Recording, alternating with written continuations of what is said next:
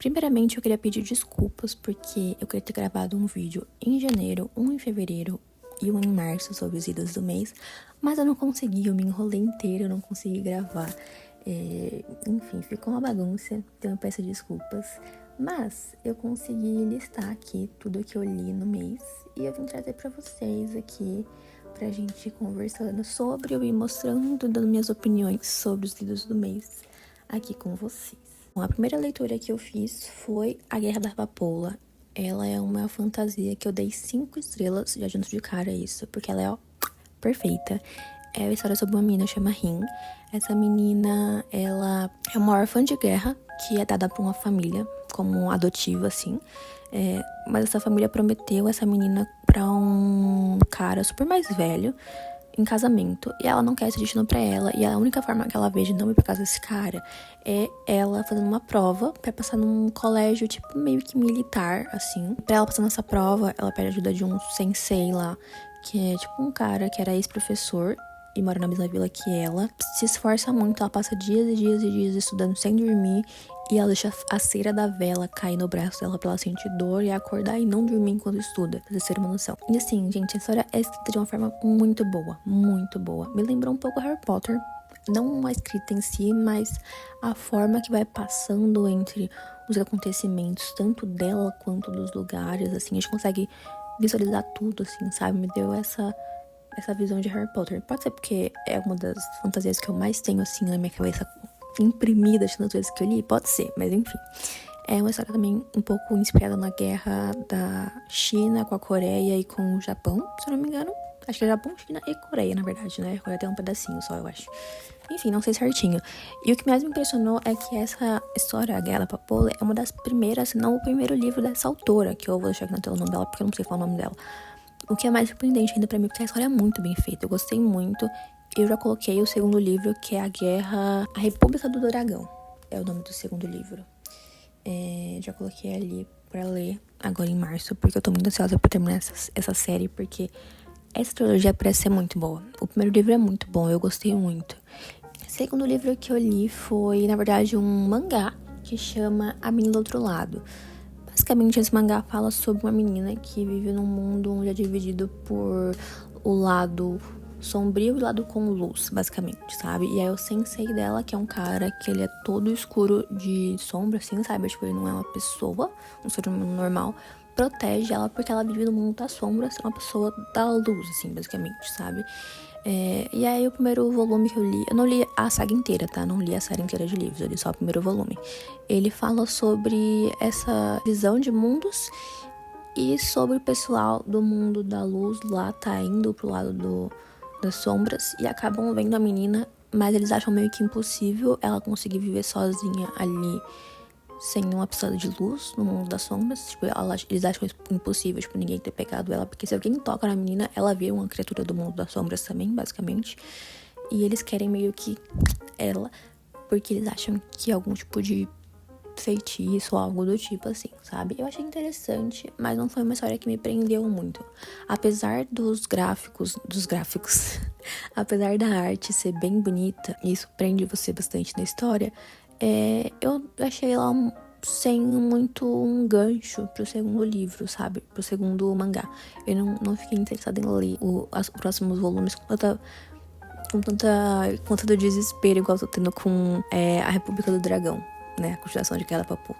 Então eu dei 3 estrelas pra esse, porque eu gostei, mas não foi um dos favoritos do mês, basicamente. O terceiro livro que eu li foi A Inconveniente Loja de Conveniência, que é um livro bem assim, é um livro bem de boinha de ler.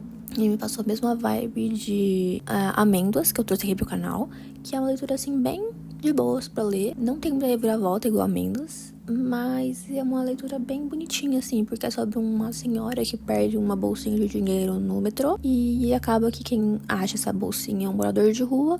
E mesmo sendo um morador de rua e podendo pegar esse dinheiro pra ele e simplesmente não devolver, ele faz questão de devolver pra ela, mas ele quer confirmar que realmente ela é dona da bolsinha de dinheiro antes de devolver pra ela, sabe? E quando ela devolve, ela fica tocada por ele ter, tipo, palavra, por ele ser uma pessoa do bem, mesmo em situação de rua, podendo ter ficado com dinheiro, né? Ela acaba ajudando esse morador de rua, dando emprego pra ele. Daí vai passando várias histórias que acontecem na loja de conveniência. E é basicamente isso, não tem pra onde correr além disso. Eu dei 4 estrelas pra esse, porque eu achei que o final, ele acaba repetindo um pouquinho, ficando um pouquinho macento das coisas que acontecem ali, mas não é uma história ruim. Eu achei que a Mendes foi melhor do que esse, mas não é ruim. Quarta leitura que eu tenho aqui é um romance do Dostoiévski, que é uma literatura russa, e ele é um romance. Eu falei aqui no canal que eu não gosto muito de ler livros de romance, mas me falaram muito bem de Dostoiévski, muito melhor ainda de Noites Brancas. E assim, mesmo eu não gostando de romance, se tornou um dos livros de romance favoritos da minha vida. É muito bom, eu gosto muito do jeito que ele escreve. Eu fiquei com medo de ler Dostoiévski porque isso é uma literatura clássica, né? Coisas inanimadas ele descreve como se fossem coisas que tivessem sentimentos, coisas animáveis, como se fossem pessoas. É maravilhoso e é uma leitura que eu recomendo pra todo mundo, porque você tem que ler pra você entender, pra você sentir, é um sentimento. Noites Brancas é um sentimento, não tem como eu só vir aqui fazer uma resenhazinha pra vocês se vocês não lerem. É um negócio que você tem que ler. Eu li ele em janeiro e eu estou relendo ele agora em março, porque eu tive a impressão que a primeira vez que eu li foi muito boa, e aí eu queria reler de novo pra ter o mesmo sentimento, assim, sabe? Leiam Noites Brancas do Dostoiévski, que é muito bom. E aí o último de janeiro foi A Paciente Silenciosa, que ele é um trailer de suspense, muito bom, mas eu eu comecei a entender o plot twist antes do final. Isso me pega um pouquinho, porque eu não fico tão surpresa com o final em si, né, com o plot twist. Mas é muito bom, o desenvolvimento da história é muito bom. Basicamente a história é sobre uma pintora chamada Alice, acho que é Alicia, que ela é casada com o Gabriel. E o Gabriel acaba indo de arrasta pra cima e todo mundo acha que foi ela que cometeu o assassinato, porque ela tava no cenário do crime e tudo mais. E aí o Theo, que é um psicoterapeuta, eu acho, acaba descobrindo esse caso dela, vai até onde ela tá internada e tenta desvendar, assim, a história, basicamente. E aí no caminho ele vai encontrando várias provas, várias pessoas que é suspeita. O final tem uma reviravolta bem legal, assim, que eu comecei a pegar antes de acontecer, mas que ainda assim é muito boa. Eu dei 4 estrelas pra Paciente Silenciosa também, porque é muito bom, mas por ter esse sentimento de ter descoberto antes de acontecer o fato em si, não me causou tanta satisfação. Mas ainda assim foi uma leitura muito boa e que eu li super rápido, gente. Eu acho que eu li, tipo assim, em 2 noites eu tinha lido já o livro inteiro. Você vai gostar bastante, porque te prende, sabe? É um livro que te prende na história mesmo. Agora vamos pro livro de fevereiro. Eu li menos coisas em fevereiro. Em fevereiro eu li 2 livros só, gente. Isso é muito pouco pra mim. Tem uma média de 5 livros por mês, mais ou menos. Mas eu li só 2 livros e eu tenho 3 livros que tá em andamento, tá? Um eu terminei já, mas eu terminei agora em março.